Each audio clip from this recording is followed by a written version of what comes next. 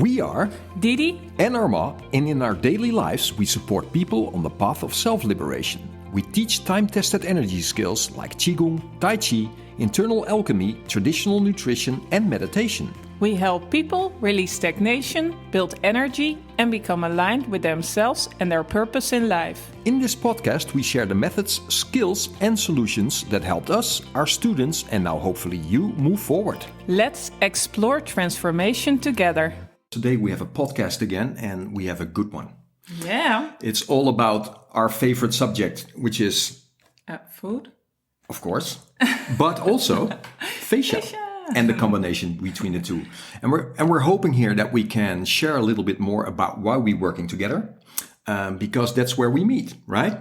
Absolutely. So today we're studying the relationship between fascia, food, different organs, and how we can, see this relationship, this cycle that's there, and how everything helps, and that without these two, it's hard to build any foundation.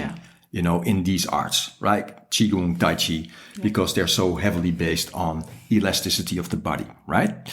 So we have obviously the physical aspect of the training of fascia, right? How that is developed through, of course, stretches and partner training, kettlebell swings, trampoline jumping, all these aspects of opening joints and stretching fascia. We make videos about these, of course, right? So you might have seen these already. But what's maybe not so, where people are not so familiar with, is that there's actually organs that are related to the elasticity of the body. Yeah. And if we can help these organs, with what we eat and how we treat them, then we can have huge benefit of that, right? Yeah. So, without further ado, my specialist in food, Didi, what can you talk a little bit about the relationship between the fascia and the organs? Yeah. Well, if we look at what we're talking about is traditional Chinese medicine. And if we look at traditional Chinese medicine, what they combine is like they work with the 5 elements.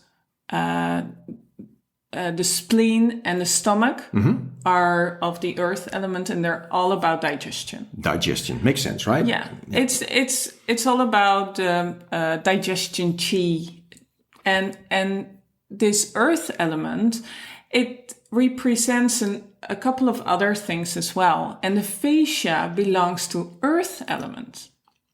Wow. Which is funny because it's the most physical aspect of our energy body, right? So if you want to have strong fascia, you need strong digestion.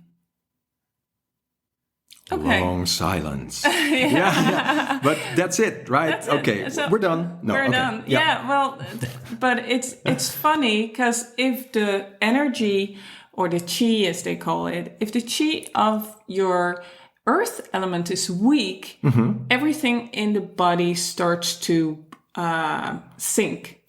Okay. Yeah. So this energy holds up your everything. System, your whole system, right? So, and what you told me also, it's also about the veins, about the blood in the veins and strong veins. So exactly. Like people who bruise easily, right? They might have a problem there. A problem with the spleen chi. Yes, spleen chi, as we call it. Yeah. So if you want to have a strong energy around your digestion, one of the things is to eat the food that fits you. That's the first step. So look at what do you eat, how do you eat, and what do you eat. Right. So, and we would like to go a little bit deeper in that, because that's such an important thing, because, a lot of people have an idea what healthy food is about, right? But that might not be exactly so, right? So, what makes the Chinese version and the vision on that, right, different than maybe other things that people are aware of, right? Actually, when you look at traditional nutrition in general, we look at the food as, is it warming for your system or is it cooling for your system? So every food has a temperature. Right. And so this is not just for 5-element food, But this is something that you don't see at the modern Western nutrition. Nutrition, yeah. right? Yeah. And this is such a important part of a nutrition. Yeah, so you could say is that's not it's not about what you bring into the system, right? Because it might look on your plate like, okay, we've got all these vitamin stuff right there, and we have the seaweed and whatever, but it's all about how that is digested in your system. Yeah, and exactly. And we do that by looking at temperature and also by the taste. And they are related to the 5 elements. So am I feeding my whole system? Am I feeding every organ? Or am I just feeding the liver energy or you know? So anywhere you go more to the extremes, maybe to dampening foods, to cooling for the system. If some people say, oh, I don't like the bitter taste, so I leave out everything bitter or everything. And then there is a part of you that doesn't get enough energy on that part. Exactly, yeah. So but now we're very analytic about food. Yeah. So that's one part, but it's good to see, okay, actually, that's where I should have started. Where are my disbalances? Yeah. Do I have a lot of heat in my system? Am I very cold? Do I have specific things that I like? Do I have headaches a lot? Or my emotions are all over the place? Am I very stressed? To go to the toilet during the night, things like that. Yeah. And so I analyze myself, and then I go to my food and I look at what am I eating now, and where do I need to leave things out? Yep. And what things should I put in? Yeah. Sounds so easy. Well, it sounds easy. And I think, this podcast is too short to go into that, because we're looking at relationship, right? That there is actually a relationship between the elasticity of the body, which makes all these arts so healthy for you. And we have the digestion, right? There is this relationship. And there's this relationship. So we talked a little bit about what's different about 5-element food. Yeah. And why. So if you look at digestion, you look at those things to see what food is good for you. And if your digestion is good, that really helps your fascia. That helps the fascia, and it helps the fascia to grow. It helps the elasticity of it all, right? Exactly. Okay. One of the aspects, because it's vice versa, one of the aspects of poor chi around the spleen is weak fascia. If you come to a Chinese, someone who,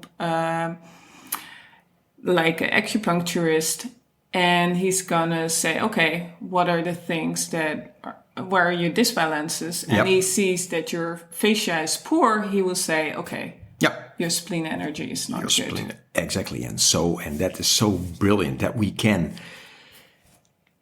have the training on one side, and on the other side we have our diet, right? And these two, those can help so much in this overall energy. But then, and that's nice, there's another relationship, right? Yeah. So you were talking about, let's go a little bit back to the spleen is all about the fascia, right? The elasticity of the muscles. And then there's another organ that's about tendons. Exactly. And those are important as well. Yeah.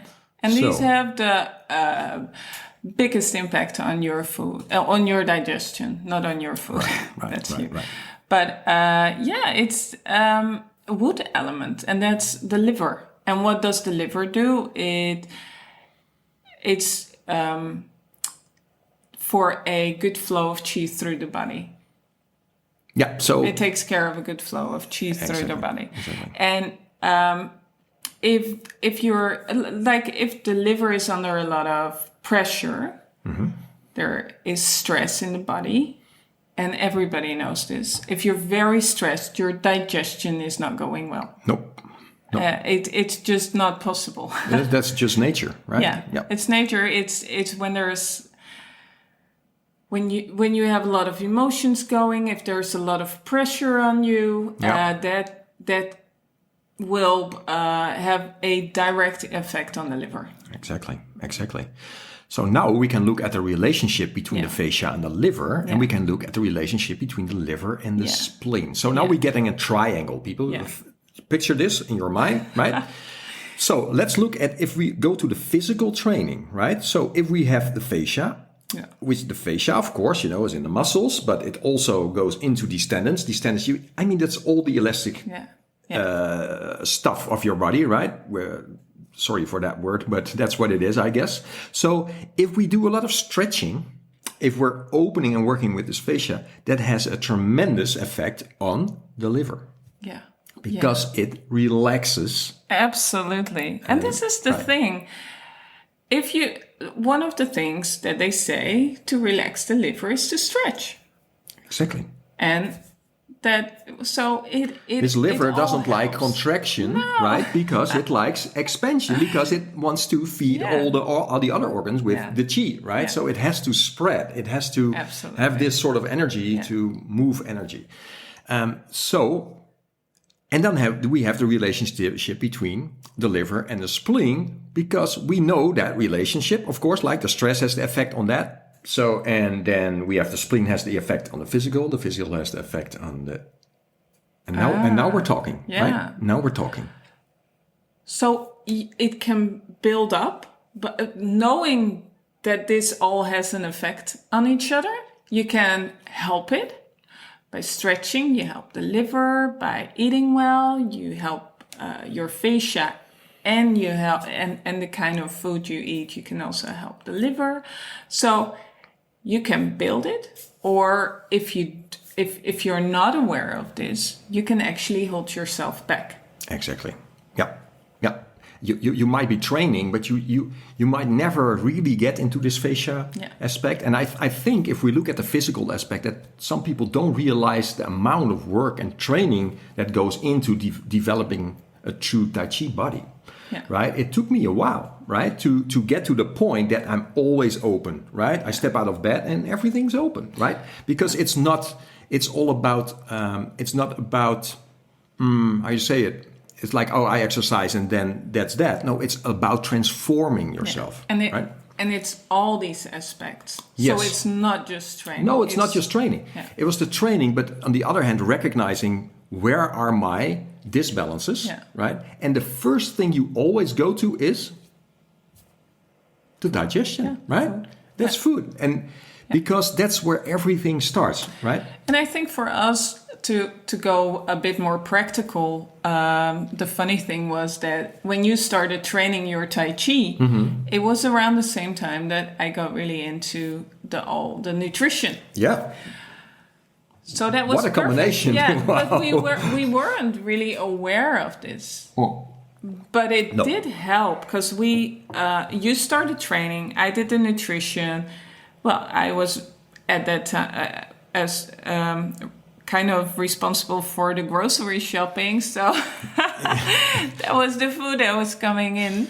And by changing our food and the training, it was just a golden combination. But at the time, we weren't really aware of it. Mm-hmm.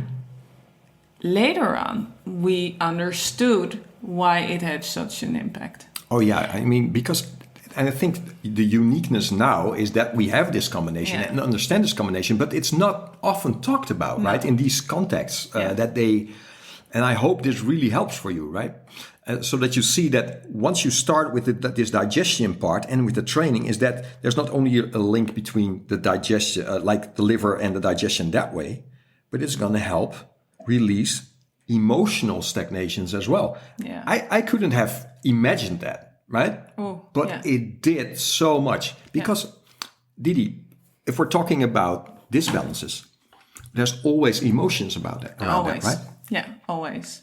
So, and especially, if you look at every element has its own emotion. That is like with the spleen or the digestion, everything that comes to you, you need to digest. So it's all those impulses from outside. All these experiences. All these experiences. Interactions. They go through you. And the better your digestion is, the better you can transform these. You can let go of it. Let go of, right? Yeah. Right. And that helps for this expansion, right? Yeah. And especially when you look at wood element with the liver, we have all sorts of sayings about the liver. Yeah. Because it's also the part where there's frustration, anger. It's especially related to this element. Yeah, we have a saying in Holland, roughly translated in English, is like, do you have something on your liver, right? Yeah. Is there pressure on the liver, something like that, right? And that's when somebody is really angry or suppressed anger. Suppressed anger. Yeah. But think about the feeling of suppression. Yeah. Just only think about it and feel what happens in your whole system. Yeah. You can feel the contraction in the physical. Yeah. You can feel all this energy going inward. And people, that's not what we want, right? You want expansion. Yeah. And that's what all this training is about. Yeah. Yeah. So then we have the fascia itself, which of course is the energy body in its most physical form. It is the nervous system. It's everything, right? It's the whole communication through your body. And then when we start talking about the vital energy itself, so like, okay, we have this optimal digestion going. That means there's optimal jing, right? And this jing is gonna flow through this fascia, and that's gonna keep your structure up. Absolutely. Right? Yeah. It all helps each other. Like if you have in the 5 elements, we kind of tear it apart. Yeah. Because that's how we learn. Yeah. But it all belongs to each other. Absolutely. So one good breath helps to You say it, I mean, and I just immediately release. It's unbelievable. But it can be a release. It can be. Totally. So, but if we don't do it, if we don't breathe well, if we keep it in, it's a contracting energy, and all the other elements will be contracting. They're all suffering then, right? Yeah. And we have to be honest, because we had to write this down also a little bit, right? Because but because you want to understand it. Yeah. And that's important, right? But you have to see that it's all one cycle. Okay. Yeah. And all, like you said, one breath can change it all. Yeah. Can change it all. And it can change either way. There's it can be for the better or for the worse, and it has a chain reaction. Yeah. Yeah. So if you start breathing well, if you start meditating, that's so important for that liver to relax, and then you sleep better, and you have all your blood will have the time to regenerate, and so every step you take will help everything. Exactly. So there's not one way in. There's all these different entries, right? And that's cool that you say that, because Qigong goes much further than only moving exercises, right? It's also about meditation, also about mental training, so that we have all these entries into ourselves and look like, okay, what's stuck here, right? Yeah. What's stuck here? What? Because I think every disbalance is about something that is stuck, right? It's Stagnation. And that's exactly what we're looking for. And that's, if you look, and that's cool about traditional Chinese medicine, if you look at the other things, if I give somebody an advice on food, the first thing I'm looking for is to take away stagnation. Yeah. So how do you do it? Can you take us a little bit through a couple of these basic steps with someone, if you help someone with this? Sure. So the first step, what you do is, what I just said, you analyze. Right. And how do you do that? Is that very basic, you write down what you eat. But there's a very confronting, people. Yeah. Some people don't even get to that first step. I know. Because there's so much emotion around food. There's so much conditioning around food. Oh, wow. Yeah. And because of that, it's hard to start working on another way of eating. Exactly. Because there is so much emotion about food. But first step, you write down what you eat. And then what do you feel after eating? Not just right after. Yes, that's nice. We want to know, what does it do to your body? What kind of energy do you get from eating? So does it feel like, again, does it feel contracting? Does it feel expanding? Do you get like heat wave from it? Like the red or pepper. Is there more like a dip? Like a dip, So where does that energy go? And what you want from your food is that the energy goes everywhere into your body, but it kind of feels light. Light and energetic. That's the perfect thing if you how you want to feel after. Absolutely. After and I know the feeling now. Yeah. Right. So when she says this, I'm like, I know that feeling now. Yeah. And people, it wasn't like that. No, it wasn't like that.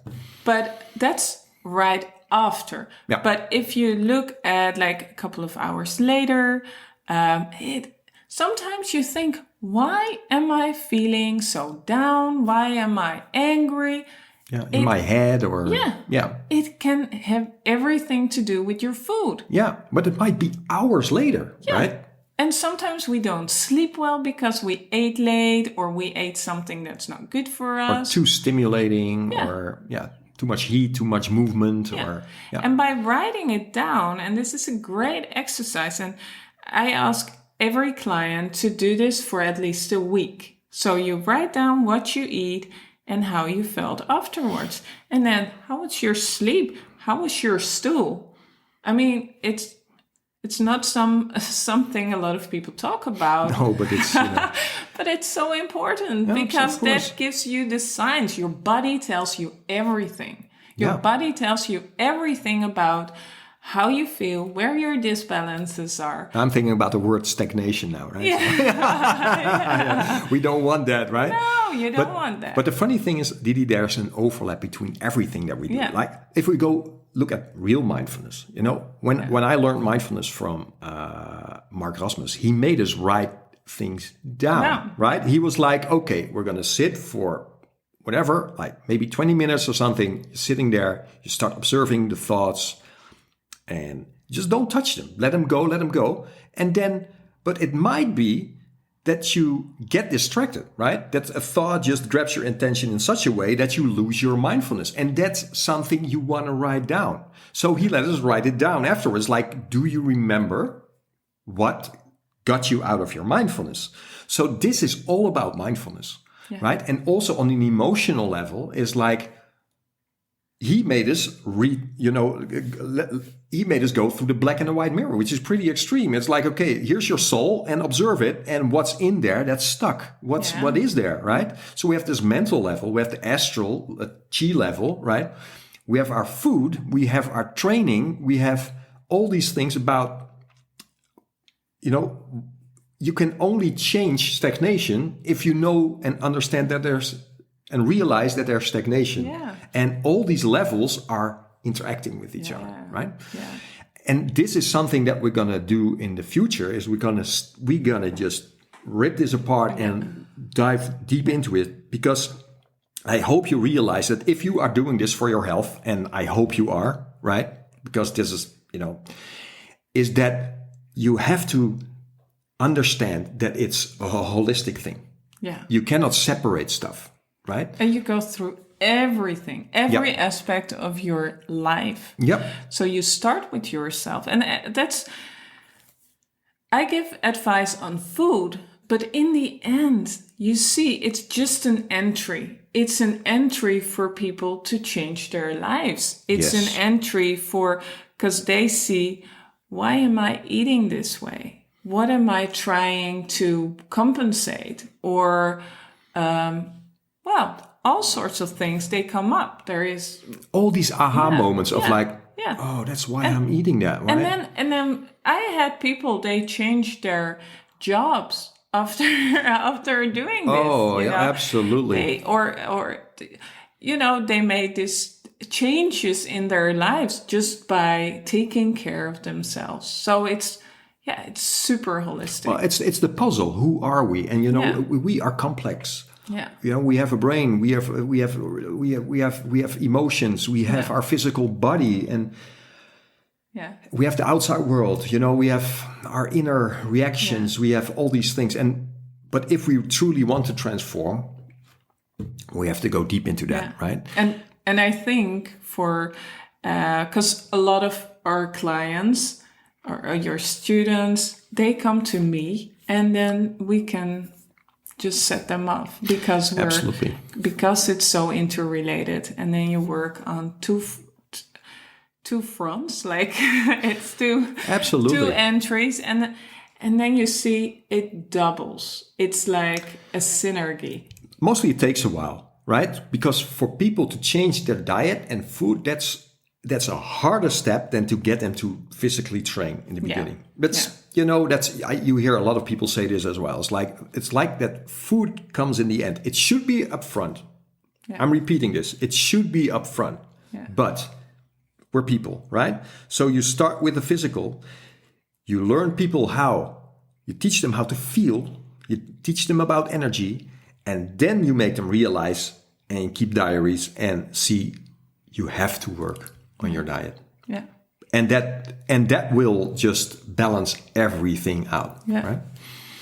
Absolutely. Yeah. Yeah. Wow. You are a rock star. And so are you. Oh, thank you. Well, people, I truly hope this gives you a bit of insight. And of course, we're going to dive much deeper in all these aspects, right? But see this, just take a step back and see the holistic thing, the cycle that's going on here. And see where you can start. And it doesn't have to be don't change everything at one time. It's too hard. But if you just one step, and then take another step, and take another step, and it will build up. Before you know it, wow. If people only stretch in the beginning, perfect.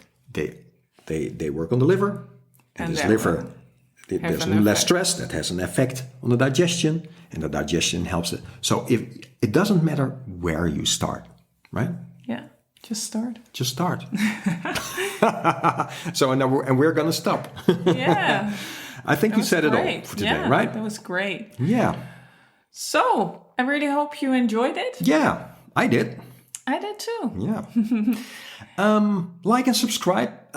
Put something in the comments if you have a question or anything. Absolutely. We love to hear from you, and hear you next time. Or see you next time. Yeah.